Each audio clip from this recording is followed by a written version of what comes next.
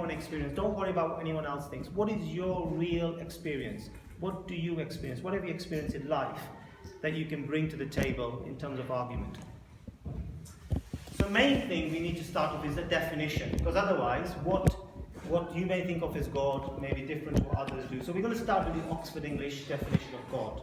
That's a good starting point from where we can then broaden if we need to. So Oxford English says definition of God is, in terms of there's two definitions. So the monotheistic religion is a creator, the ruler of the universe, and source of all moral authority, the supreme being. That's the Oxford English definition of God.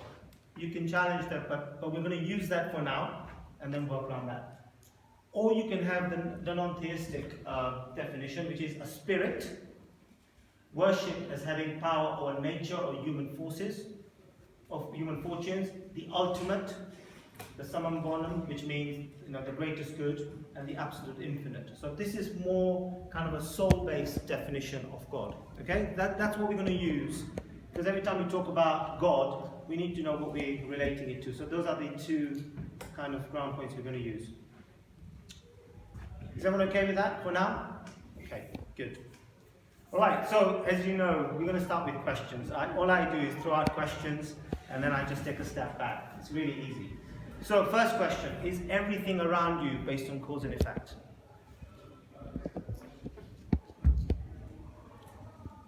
Everything you see, is it based on cause and effect?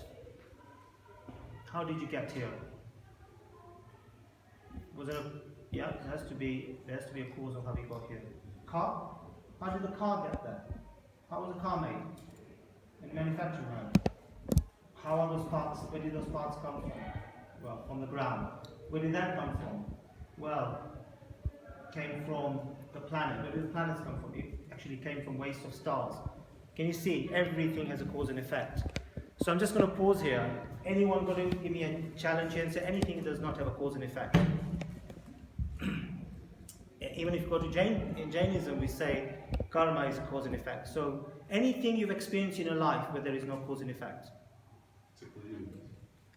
Except for the universe. The universe, you're saying it doesn't have a cause? There wasn't, but it's always been, it always will be. Okay, that's your assumption, that's your hypothesis. Or Big Bang.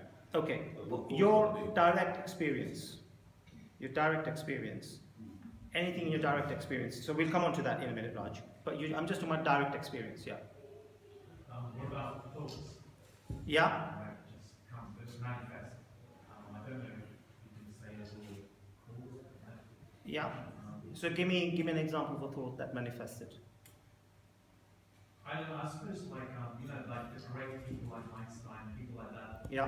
They come up with, well, even philosophers like yourself. They come up with amazing thoughts and ideas. Yeah. And sometimes you wonder how they just come up with these things. Okay, so that's fine, but you can say Einstein's brain was made up in a way, with the neurons, the way they connected, that suddenly asked him to ask these questions, and then he started asking, discovering. So you could say, there's a cause and effect there. Okay, so for now, let's assume our direct experience says there's a cause and effect. There may be some things we don't know about, which we're going to come on to, but I don't think we can find anything where there is no cause and effect. Do we agree? Generally speaking, there seems to be, everything we do, there seems to be some cause and effect. So the next question is, if that's the case, there has to be a first cause. Yeah, can you see that? There has to be a first cause. What is the first cause?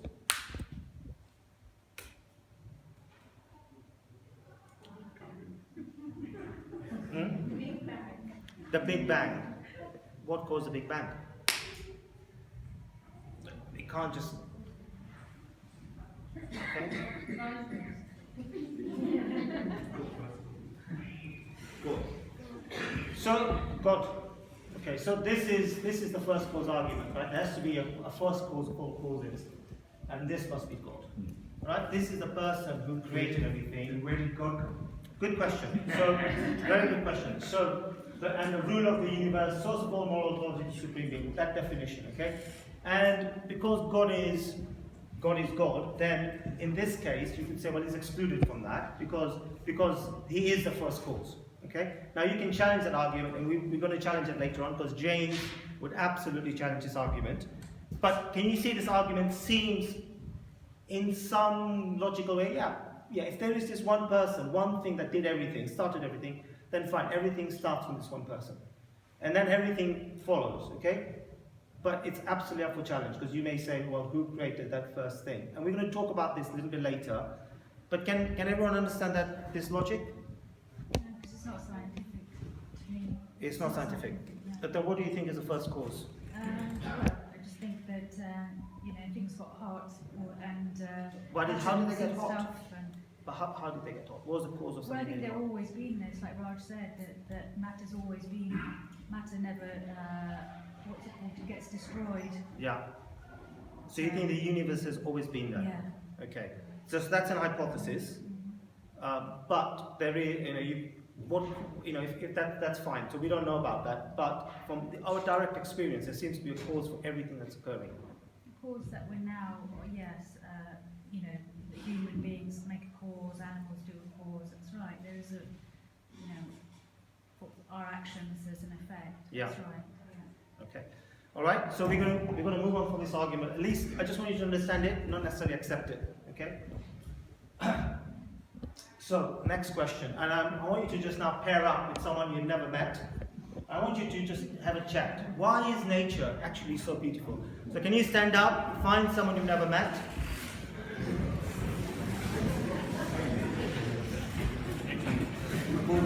Introduce yourself.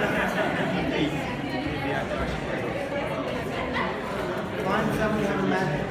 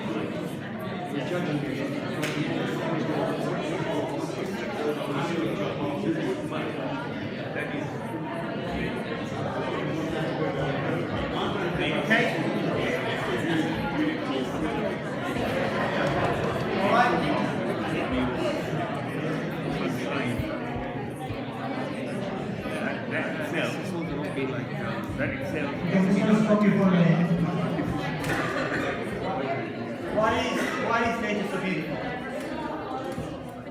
Why is nature so beautiful? Yeah. Beauty is in the eye of the beholder. Okay, so you think that's just because we see it, not because it is really beautiful. It's just because we see it as beautiful. Well, you have to be able to see it in the first place. No, I understand, but it innately is not beautiful. Well, because it's like that scenery beautiful, if I go probably close to it, there Yeah. will be a rock that may be so sharp, Okay. it might cut you. Okay, so this is coming from your view that actually you are seeing the beauty. Nature itself is just molecules and atoms and stuff coming together. Okay, that's fine. Any other reason? Anything else that came up? Why is it so beautiful? I'll show you another picture. This is two colliding galaxies. You know, it's incredibly beautiful. You know, it's incredible. Everything's beautiful here. In other galaxies and other constellations, each one of those has got a billion stars. You know, why is it so beautiful? Even within the realms of subjectivity, nature is not necessarily beautiful, right? There's a lot of ugliness. Even if within that boundary that we, from Yeah. a person's point of view. Yeah. You think what evidence is that? Did you say? No, it is not just beautiful. It's ugly as well. It's ugly as well. No, that's fine. Let's keep the ugly for a minute. But let's just concentrate on the beauty. There are some ugly parts of nature, and so on. But why is it so beautiful? Why isn't it just so grey? You know, every atom, every cell seems to have some sort of purpose. How can just this be natural selection? You know, it isn't. Survival of the fittest. Why does that create beauty? Why isn't everything just dull grey? Do you understand? Why isn't it we just get up, we eat, we sleep, you know, we continue the human existence? But why does beauty doesn't need to be that? We could just continue functioning, couldn't we? Doing whatever we do in a dull grey environment. But nature is beautiful. The universe is beautiful. Do you see what I'm saying? It's not functionally needed. Beauty is not functionally needed for us to survive. Why is it so beautiful?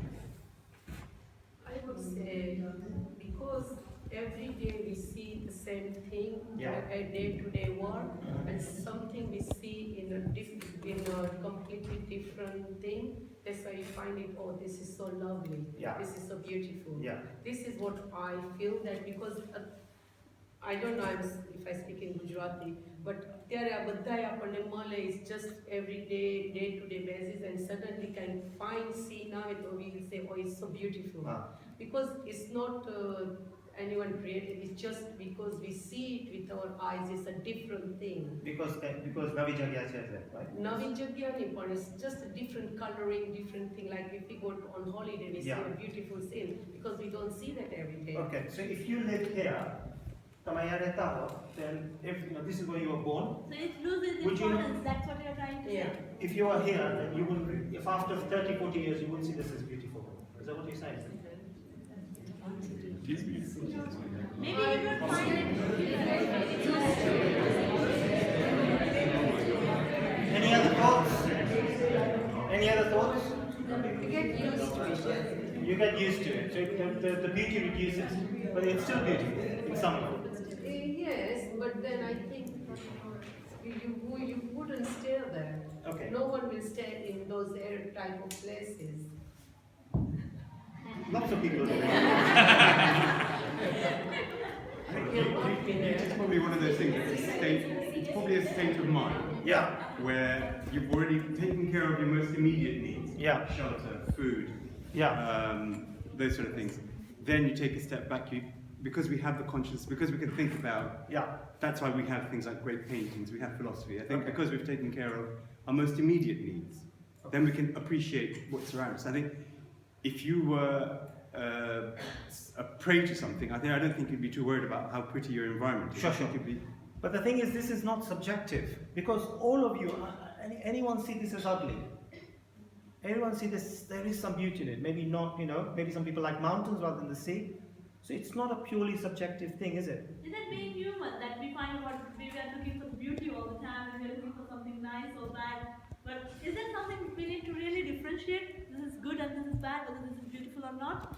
As he rightly said, because when we are humans, we have fulfilled our needs, and then because it's a human tendency, we're looking beyond the things. Yeah. Animals don't. It doesn't bother to animals, you know, whether they are.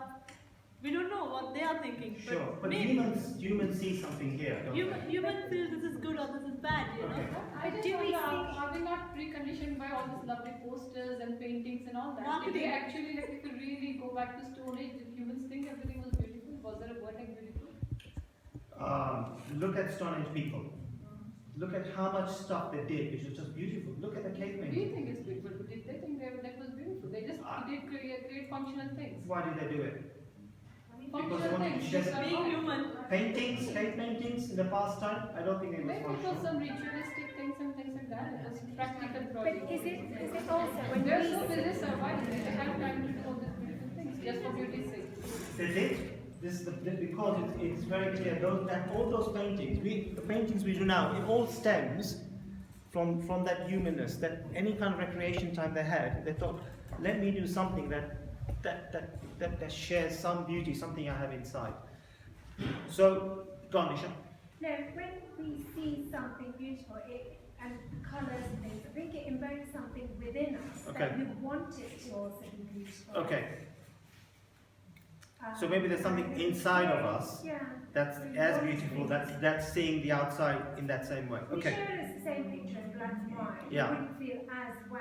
And then Okay. we show it, and I think it does invoke something within you. Okay. Good. All right. Good arguments. Yeah. Say because it pleases one of the senses. It pleases your senses, right? So if you could say if you're alive, you wouldn't be able to appreciate this. But if you went there, probably if there was a smell Yeah. which you found beautiful. Okay. For us, we can see it. Maybe it's a cycle.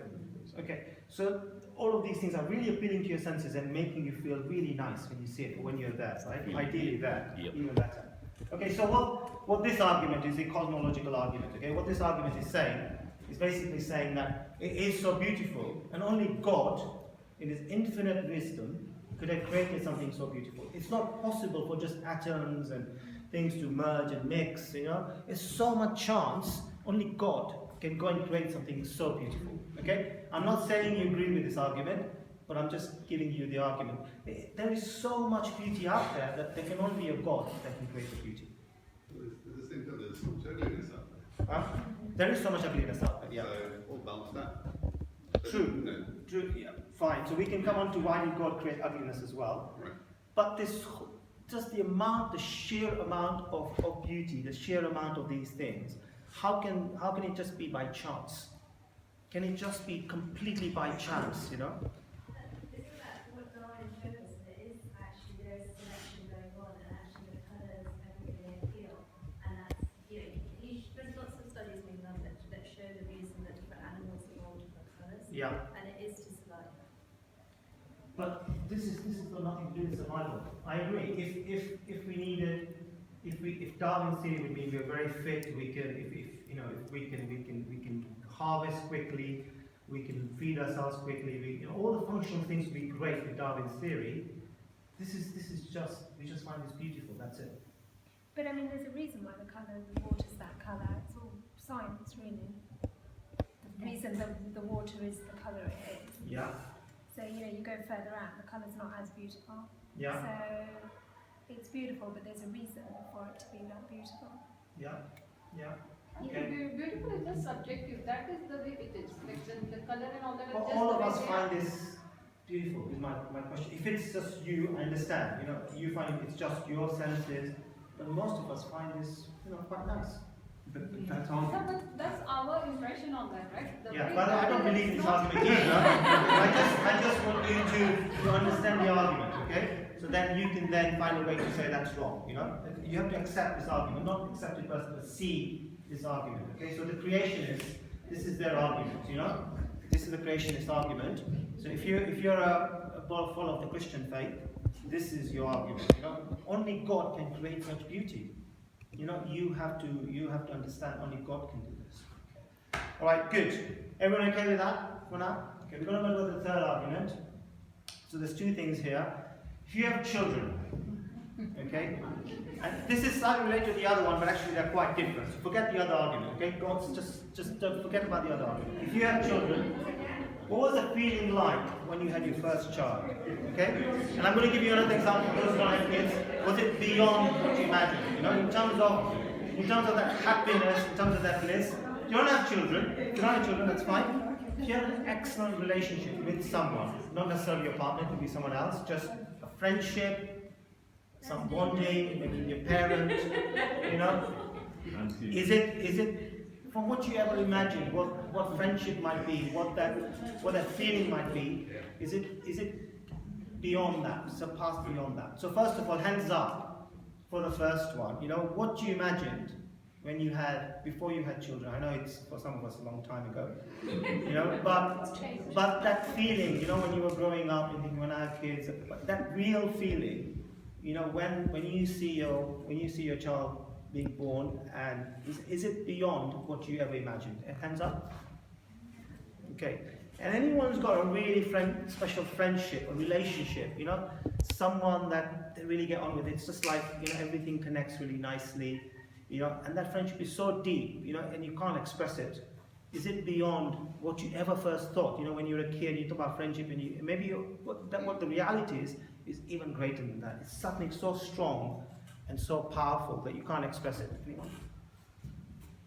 Okay, good, very good. All right, so now I can proceed with the argument. Okay, so we all have had this experience. Okay, good. All right, so that's just a picture to kind of illustrate that. Okay, so we're going to talk about Anselm. Anyone heard of this person?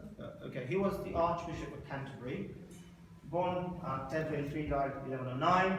And he wrote a book called Proslogion. It stated the argument for the existence of God. Okay, and This argument, a lot of people say, still holds, and it's a really, really interesting argument, actually. Just as a side for us of Jain faith, Ansam in his book also talks about, I know we're not going to talk about faith, but he talks about that faith necessarily precedes reason, right? So faith has to come slightly before knowledge, but that reason can expand upon faith. Okay, so knowledge can expand upon faith. So in Jainism, we very much see that connection between faith and knowledge. It's very interesting. He says more or less the same thing. So I find that very fascinating. But that's aside. So here's his argument. We're going to do this step by step. So the reality of life is often greater than our first impression or perception. We all had that experience, I think. Did anyone not raise their hand, by the way? Okay, everyone, you didn't, Mahesh. Okay, that's fine. You have to just go along with this for a little bit. Okay, there's been some experience where what we imagined, you know, amazing, you know, that kind of thing is what we're saying, yeah? Therefore, whatever wholesome and amazing thing happens in our mind, often the reality can be greater. Okay, you could say, yeah, you know, it is very possible that what occurs to me, actually the real reality is even beyond that, even better than that. Can anyone follow that logic so far? If you hold the first one is true, of course. Okay, is everyone okay with that? I can imagine, I don't know if you can, but I can imagine something very beautiful, very powerful, very compassionate, very merciful, very peaceful. Who can imagine something that could exist? Who can imagine that? Can you imagine something that's very peaceful? Who can imagine something a lot peaceful than you anyway? We all can. Can we imagine something, and we've got examples of Mahavir Bhagwan, but we're not going to talk about Mahavir, but can we just imagine, you know, just that there might be something that's, or someone who is a lot more incredibly beautiful, incredibly peaceful. We can, can't we? You put a thought to it. We can imagine that, can't we? And when we watch those movies, when we go and watch movies and we see the actor and actress playing that thing of immense beauty, immense power, immense peace, we all love those characters, don't we? Everyone okay with that argument? We can imagine this. So, I'm going to call this thing that is incredibly peaceful, incredibly compassionate, incredibly powerful God. I can imagine this. But I know that reality, from my experience, is often greater than what I can imagine. And if that holds, if I can imagine it, that must exist. It must exist in some way. That wholesome thing must exist. Where is it coming from otherwise? Where is this perception coming from of this incredible person? Even if you don't follow Jain faith or anything, you can ask any person who doesn't follow faith and they can imagine this. They can imagine something incredibly peaceful, incredibly compassionate. Okay? So this is a very strong argument, up for challenge as well, by the way. There are lots of debates on this. So what I'm showing you is books and books and books and stuff written on just this topic by Ansam. I'm trying to just distill it down into very simple stuff. But right, I'm going to pause here for questions. Yeah. Go on, Chirag. So the first few things you mentioned, the love, beauty, peace, yeah, those are all experiential things. We've all experienced them. So we know that exists. Yeah. But the things that you come down to later on, the things, you know, the compassion, the peace, you know, those aren't directly experiential. So, you know, the argument is kind of just because this exists and that exists as well along the same lines. Yeah. I think they're parallel, not necessarily along the same thing. So I'm not sure that what holds for one necessarily holds for the other. Sure, okay. And that's a good refutation of some people made of his argument. Anything else of this? Yeah. I was just going to say that isn't it quite easy to imagine something more powerful, more compassionate than we are, because we're not, we're evolving spiritual beings, and you know that there are beings that are more advanced than us. So okay, yeah, that's just the point. Yeah. Just going back to this galaxy picture, you know, before we took these photos of these galaxies, there's lots of people who say, yeah, I bet you, you know, that little dot there, I wonder if it's a group of stars that clustered together. You know, it was a hypothesis, you know, they had an imagination. Actually, the reality is, it is, you know, it is much more beautiful than they first imagined. These galaxies were none of us have seen until the last 100 years. Before that, no one had seen these galaxies. They're a lot more beautiful than we ever imagined. Ketan, that's the same argument, isn't it? That just because one person said that and it happened to be true, I can say, well, that little screw mark in the wall there, I bet you that's actually a whole bunch of this. And just because I say that in 1,000 years, you know, it's not necessary. Correct, correct. So the argument against him is, I can imagine a perfect island, which is perfectly round and absolutely perfect. But that doesn't mean it necessarily has to exist. I can imagine lots of things. I can imagine a unicorn, you know, a horse with a, you know, with a point, but that never seen one.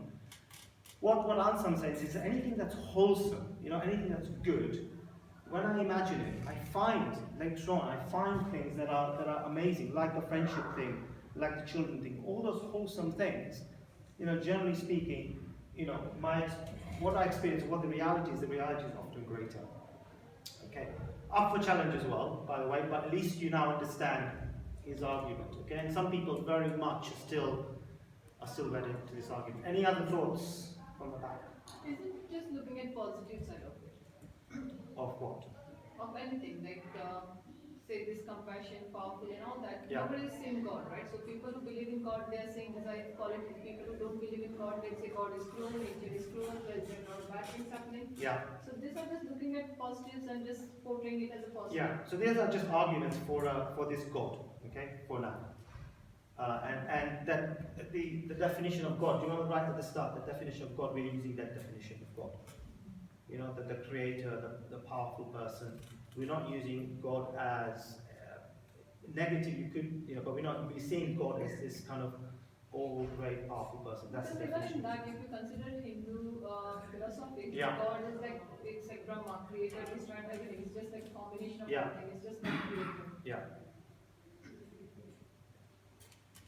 I think the third line is contradictory because it says, you say that the reality of life is based in perception, and then you say, I can imagine something which is beautiful, powerful, compassionate. Yeah. Then actually, your imagination is not real, because reality is greater than your imagination and perception. That's right. That's what I'm saying. Reality is greater. So I can, my imagination. You can't hold this in God then, because you don't know.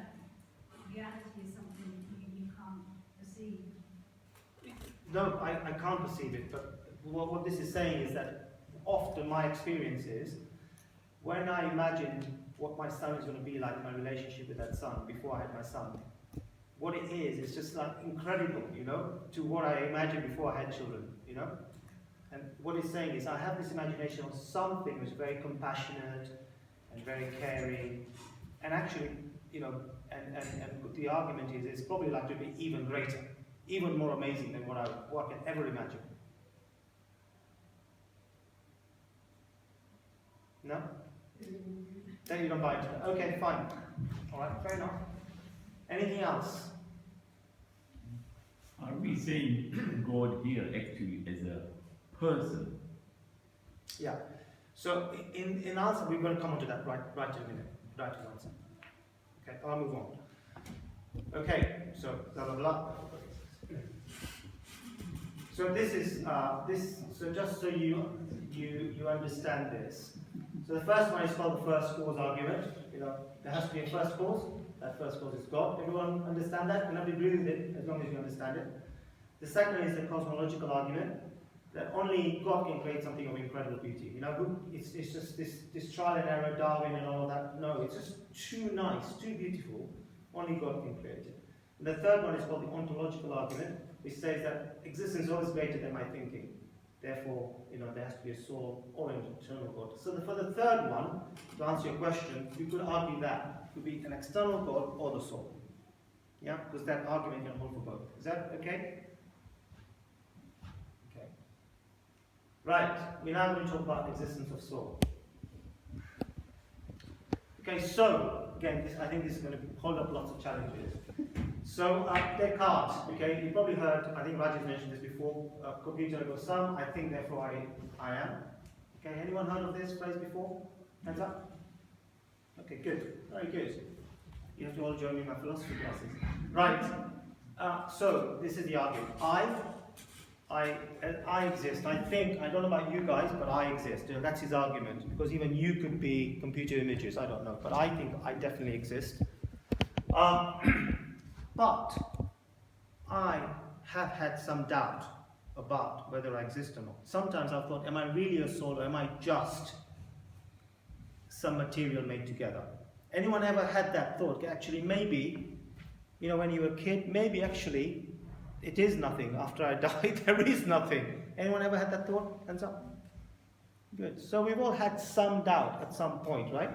But actually, maybe all of this is, you know, science just tells me that actually, really, it's just lots of molecules and atoms and so on. So the argument goes something like that. Okay, I have, maybe I'm just a complicated product of nature. Hang on a minute, though. Who would ever doubt whether they exist or not? My iPhone is my iPhone, but it doesn't doubt whether it exists. It doesn't, Siri doesn't say, do I exist or not? Yeah, your car doesn't say, do I exist or not? This doesn't say whether it exists or not. This chair doesn't one day, I know it can't talk, but it doesn't suddenly say, am I really a chair or not? Can you see that? Material things, anything, even a computer doesn't say, am I really a computer? You know, when it boots up, I'm having doubts. It doesn't say that. The argument is that only anything that's a sentient and has a soul, only it can actually ask itself, do I exist? Only it can have a doubt. So if you have a doubt, that's good, because only a soul can ever, a soul in some way, maybe not being able to see itself, perceive itself, can actually have a doubt. Ketan, Yes. This only belongs to humans. Does this only belong to humans? This doubt? No. Yeah. So. Why only humans doubt about all these things? It's a good question. If you're not, I'm sure we'll cover that next week. But you know, because I guess we can't directly talk to animals, you know. So maybe they do have a doubt, but we can't directly communicate with them. Okay. But we know your own experience. So They your don't have these classes, you know. They don't run all They don't. But what about your own experience? You must have doubted certain things, right? I don't have the doubt about my existence. No, But I agree. Have you doubted about soul? Have you ever doubted? You always had from birth. Never ever occurred to you, maybe this is all. No, I just firmly believe that God exists and I'm just doing whatever Okay, God good, wants. very good. Okay. I don't have any control over my life. Was René, that's Descartes' view that soul is only human soul? Yeah. Is that how he's addressing So soul? Descartes, one of the issues with Descartes, which I don't want to go into, Yeah. he believed that animals didn't have a soul. Right. Okay. Okay. So that And makes sense. actually, that's a bad thing, because in a way, what it did was it allowed people to kill animals and so on. Okay. Yeah. But we'll have to put that aside for now, because this argument is still it's good for this piece of work. Yeah. Yeah. And he never called it a soul; he called it mind. Okay. So he was the person who created something called mind body dualism. He basically said there is a body and there's a mind, and I know by mind he meant the soul. By mind we would mean the brain, but he actually meant the soul. Okay. Anyone see the logic of this argument? Anyone think it's interesting and useful, or is it just lots of words? Yeah. I see the logic of the argument, that actually it's more logic that that's what humans defines humans, not necessarily the soul. Yeah. You see what I mean? Yeah.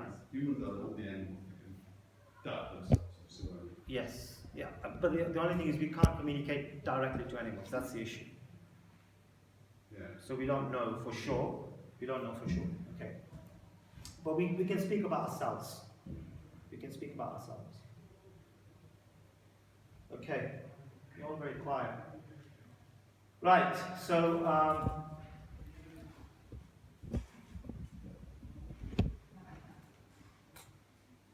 Okay. I'm just going to move. I don't know why the slides have moved around, but anyway, I'm going to talk about this slide. So which is, we're now going to talk about Acharya Jinsena, who basically wrote this book called Mahapurana, and he was an Acharya of the Digamba tradition, and he wrote these two books around this time, and he very much in his argument, which we're going to talk about in a minute, is going to refute the existence of an external God. Okay? He's saying there is no external God. There is nothing like that. There is a soul and souls, but there is no external God. Okay? So his first question is: if God is ever perfect and complete, then how did if there was this external God, absolutely perfect, absolutely superb, why would the God need to create anything? I'm happy. God's happy. God's perfect. Why does it need to create the universe? Why does it need to create the earth? It's a good question. Pastime. Okay. So, although we talk about the ugliness in the world, it's just a pastime. Just God's pastime, right? For fun. So it's really, he's not a real. Is that really the thing? We watch rubbish TV, right? We watch Dallas. Just for fun, right? Just for fun. Okay? And if this God is nothing like a human being, and he's completely perfect, then why strive in creating all this universe and creating things that are beyond him, below him? Why bother? Ego. Ego. Okay. Again, then would that be a perfect God then? So there's a contradiction there. Okay. So, and this is coming back to the fact that there is ugliness as well. If it's out of love that I want to create these beautiful human beings, living beings, and why did you just not make everyone really nice and blissful? Why do we have ugliness? Why do we have death? Why do we have all this violence? Question? Anyone want to answer that question? I know we're all Jain followers, so but why would he create something so beautiful? We've seen all, but why would he create all the ugliness? Why not just leave it to beauty then? If it's the ever beautiful, perfect God, I'm just going to create everything perfect and let people just enjoy themselves. And then I let them play, but that's good. I'm a good God. I'm a benevolent God. Yeah. Maybe he just created one part and then he free will. You do it as you please. Okay. So stop again. Okay. So there's a contradiction, right? God is very powerful, all powerful. He can create, but he can't control. No, he's given me the control. Okay, he's given his control away, so he's not really in control then. But then that's what the Hindu philosophy, isn't it? With your Brahma, Vishnu, and Shiva. So one is the creator, one is the destroyer, and one is. Okay, but why? I'm just going to go right back and say why just create the misery?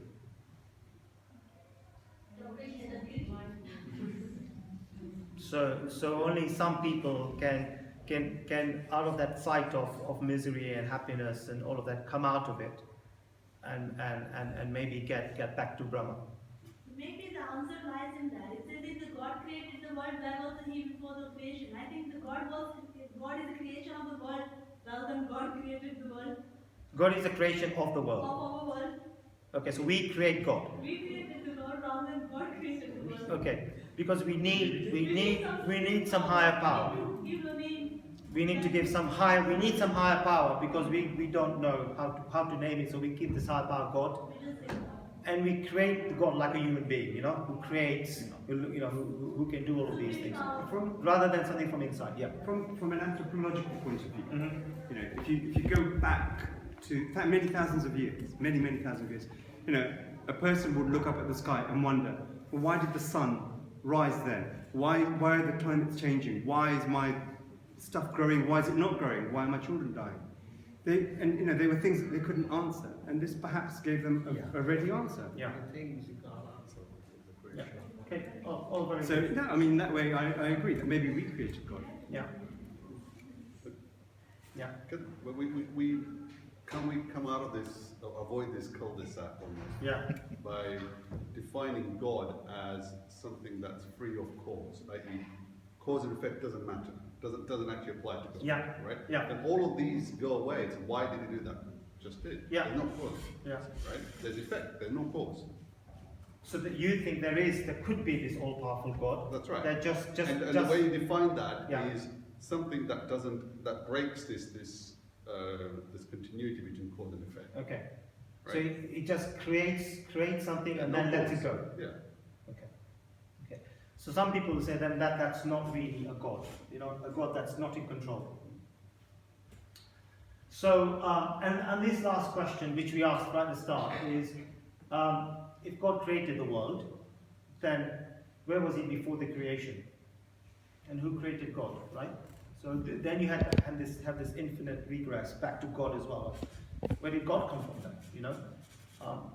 So what Acharya Jinasena says is the world, and this is his words, is uncreated as time itself is without beginning or end. And I think someone said they believed in that.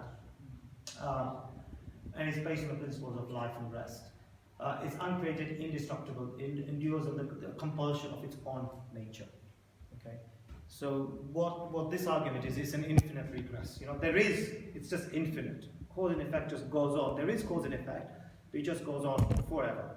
And it will continue in the future forever as well. So even if this universe is destroyed, even before the Big Bang, there was something else. There was another universe. Before that was another universe. Before that was another universe. Does that make sense? Okay, good. That was it, really. Can I say something?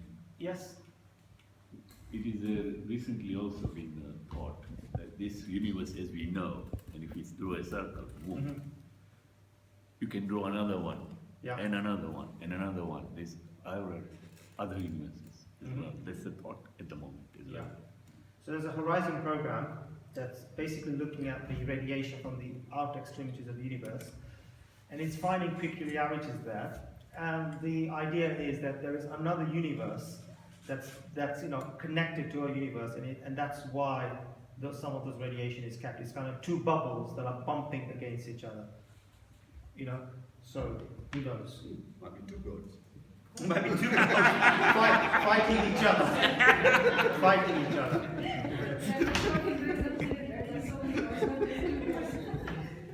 Okay, I've kind of rattled through this. So, any thoughts? Any questions? What I've tried to do is keep away from faith, which we're going to cover later, and keep away from, the scriptures, because you could argue that, if you read any of the scriptures, only someone who's enlightened, who has found God within themselves, could write something this beautiful. But we've kept away from that, those two arguments for now. So the three arguments for the existence of external God. One is first cause. Remember what that is? That first cause has to be God. The cosmological argument, which is it's just too beautiful, too incredible. There has to be someone who did it. And the third one is the ontological argument, which says that whatever I imagine, that's wholesome and beautiful, I always end up seeing something even better. My experience says I always see something even better. And therefore I can imagine this kind of God, and therefore God must exist, because in following that logic, there must be something even better, even more beautiful than what I can imagine this perfect person to look like. And in terms of the arguments for the soul, there's that ontological argument, which we just went through, and this thing about I have doubt, and only a soul can have doubt, and therefore a soul must exist. There you are, rattle through that. So we're done. Any questions? Yeah. I don't have a question, but Jehovah's Witness knocked on my door a while back, and I was just quite interested. Normally I would just say no thanks. So she said, I said I'm Jane, and she said, do you believe in God? And I said, no, I don't. Jains don't really believe in God. They believe that God is within you. And then she said, so how are you going to be saved from this world? I said, I'm not going to be saved. Yeah.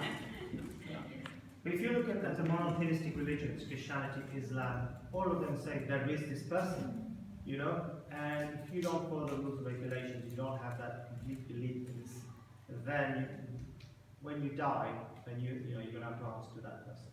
It's very deeply, ingrained in those religions. In Hinduism, And Hinduism as well. Yeah. Hinduism.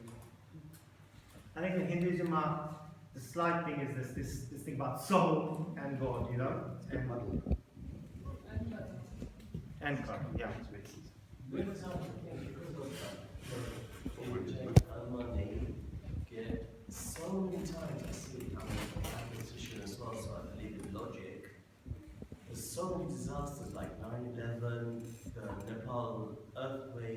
the Paris shootings. Yeah.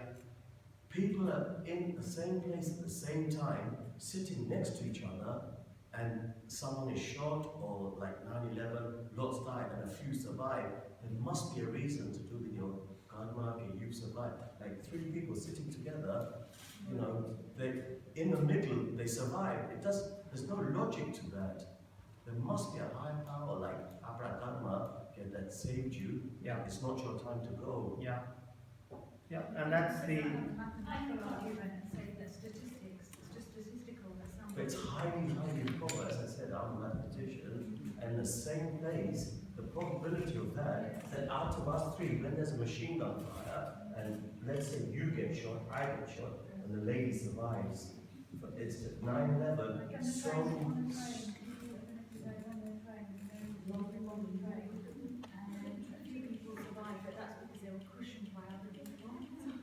Yeah, but then again you can, you don't know. But that cushioning effect, is that to do with your karma? You survived, and you know why?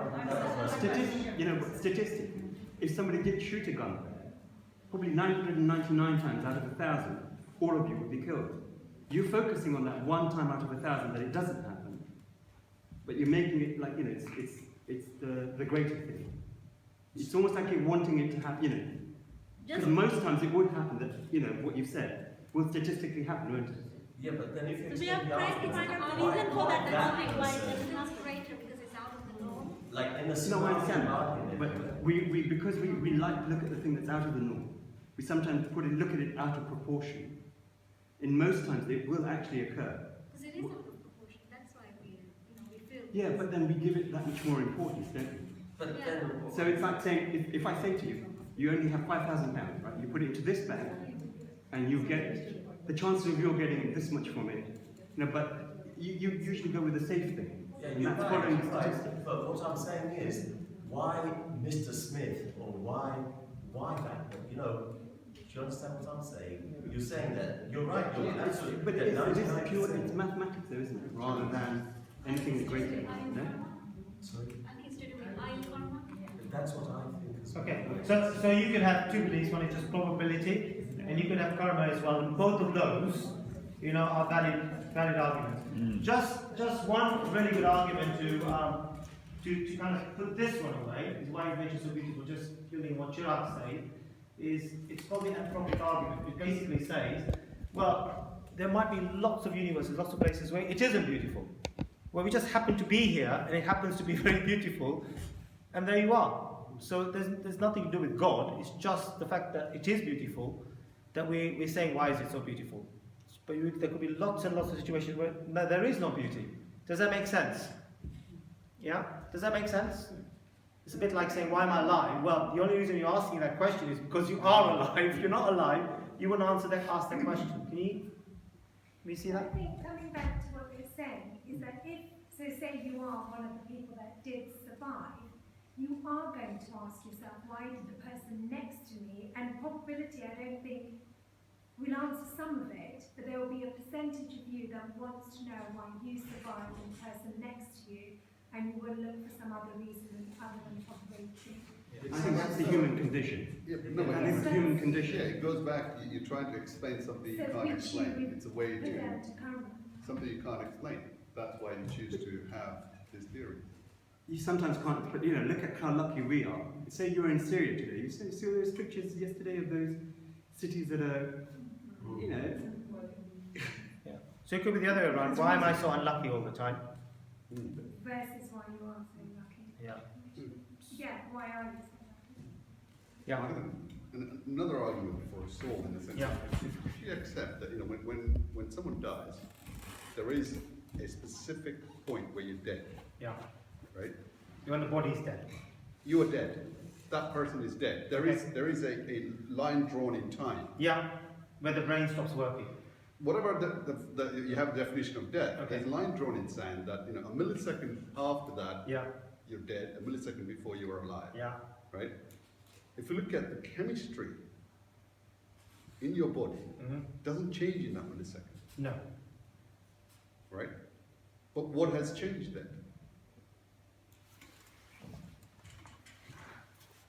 Well, you're more medical than I am, but isn't it brain that's a qualification when the brain stops functioning? Yes, but that's in terms of actual the chemistry, that what's in your body, yeah, actually, you know, all the elements, everything, as you said, the atoms, everything, Yeah. what we're made up with, Yeah. there isn't a massive difference. yeah, it's just like decaying Yeah. after death. Okay, But they're decaying anyway. that's long but they're term. decaying anyway. Yeah, exactly. So you know that millisecond before and after, Yeah. there isn't any Yeah. real difference. Yeah. In the Yeah. architecture. Just you can explain that, like soul or spirit, something which is flown out of the body, with all the side, what you're getting to is like how come all the cells are dying at the same time? That's what you're saying. No. I'm saying, what is so that if you look at the millisecond after you're dead, compare your body to the millisecond before you're dead, right? No, but for that There's question, nothing. you There's can't no call it difference in your body.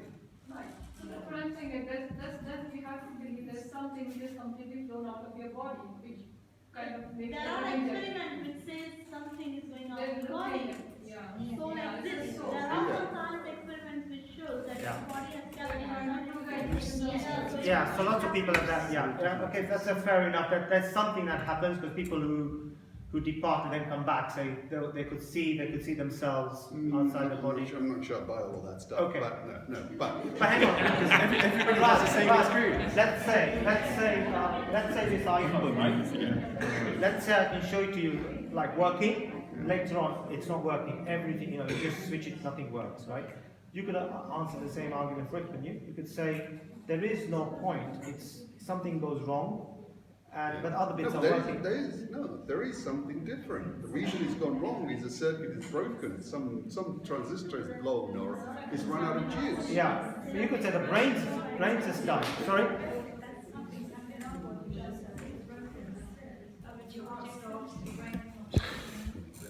So everything has a set life. I mean, that electrical stuff, a computer or a fridge or refrigerator, it says that there's about 7 years life. Yeah. Because it's run out of its functioning. How do you say that a millisecond before and a millisecond after is the same? Maybe you don't have the right tools to measure the actual difference which has happened so far. Yeah, over time maybe. Maharshi. Just going about that, why that picture is so beautiful.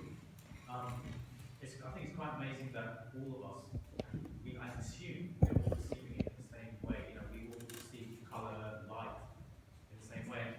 I remember seeing a program on it where, I guess it's a philosophical thing, where everything boils down to how light comes to our eyes. Mm-hmm. And I don't know if you're colourblind, if something was wrong with your eyes and you could see, or you're blind or colourblind, maybe would it look so beautiful if everything was red or something, some other type of colour, monochrome? Sure. But the colorblind person would still see things out there that are beautiful. Yeah. Yeah. Why is this is the question? Why is it so beautiful? Right? It's just everything is not just functions. So It's this is maybe beautiful to us, but is it beautiful to other beings? That we can't answer. Maybe the answer lies into the evolution of the earth, because when the earth evolved, it was just the hot air, carbon dioxide and all of those things, no Yeah. water at all. Yeah. And now eventually the water has been evolved, so we look water as a life producing thing. Yeah. So that looks beautiful, it appeals our senses. That when you see these things, that is going towards the life, because when the earth evolved, there was no life. That's beautiful. That was there before the Earth came. Galaxy. Well, it's sparkling like So, crackers. so it's just about the light. So It's the light. light gives you the life. So There's beauty, there's happiness in the world. There's a whole spectrum. Yeah, He's yeah. focusing on one end of the spectrum. Yeah, I am. Right, but there's a whole spectrum. So I don't know why it just is. Yeah. Right. There's ugliness. Yeah. There's normal. Yeah. Great. Yeah. And then there's I'm agreeing with you, Raj. I'm just saying that if That you is an speak to argument for creationists, the creationists, this is the argument they'll use. So I just want you to not agree with it, but understand it, because it's something to think about, so that when you are challenged about this, you see the faults in it, but you see the other side as well. Yeah, it's important to understand, because if you don't understand what others are thinking, then sometimes we don't have, we can't think in terms of how we want to think, because we don't we get very stuck in what we want to think and not just appreciate the other thoughts, even if we disagree with them. It's really important to understand it. That's all I wanted to do. That's all I wanted to do. Not necessarily, I'm not agreeing with that either. Okay, we are done. I just wanted to finish off.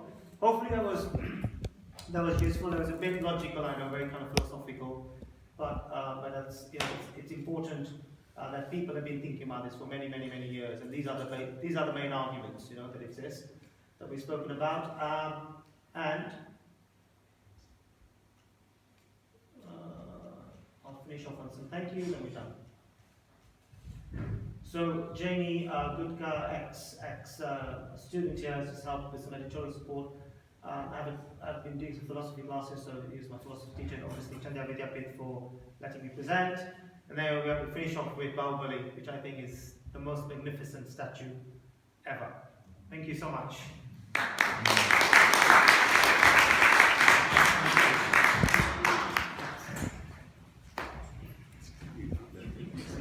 We've got about five minutes.